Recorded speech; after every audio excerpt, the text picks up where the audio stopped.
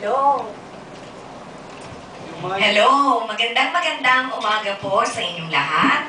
Narito na naman ang Celebrity Hour na maghahatid sa inyo ng balita mula sa iba't ibang sektor ng lipunan para talakayin ang mga paksa na mahalaga sa ating bansa. Siyempre, ang uunahin natin, ang magbibigay sigla sa ating lahat, ang mga balitang showbiz. Ano ang pinaka-controversial na issue ngayon? Hindi ba tungkol kay Paolo Bidiones? Ito yung sex scandal video.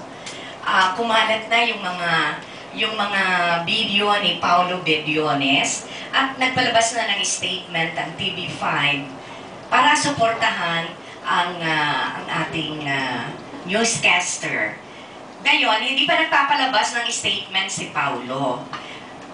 Merong mga taong nasa likod nitong sex video scandal na nag-blackmail kay Paolo at binalaan siya na kapag hindi siya nagbigay nung hinihingi nilang halaga, maaring ipakalat pa nila yung ibang mga sex video na meron siya.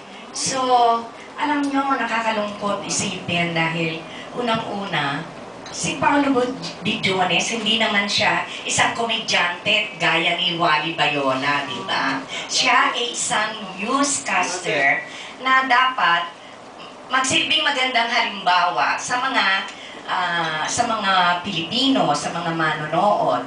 So, hindi natin alam kung ano ngayon ang susunod na gagawin ni Paolo. Pero humingi na siya ng tulong sa Philippine National Police o PNP para tulungan siyang matugis ang mga taong gumawa nito.